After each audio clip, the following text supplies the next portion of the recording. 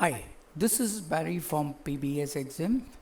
Now you can see how a pattern of a trouser is placed on the white fabric and marked before it is being stitched. You can see one of the panels of the trousers which is been marked by a chalk. You can see the full panel is being marked by the chalk, and it will be totally completed from the outline of the pattern from the top to the bottom. This is the bottom part of the panel which is being marked, and now you can see the notches have been marked so that they match with the other panel of the trouser. Now the second panel of the trouser is being placed next to the first panel, and it will be marked the same way how the first panel was marked.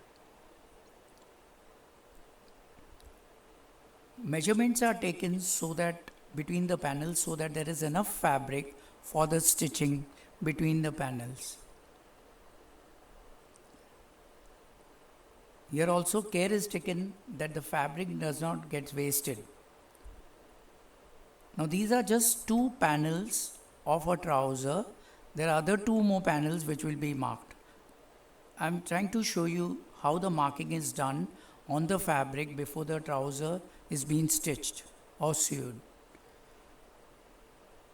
So now you can see the measurements are taken, and the marking will start of the second panel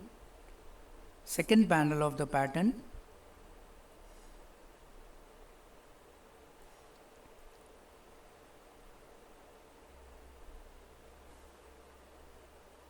This is how a trouser's pattern is placed on the fabric and marked.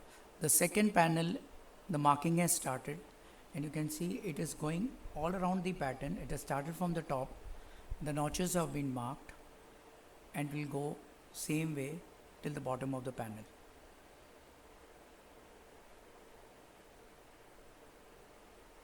So this is how the panels are, oh sorry, there's some disturbance. So this is how the panels are marked, and thank you so much, and I'll come up with more videos for your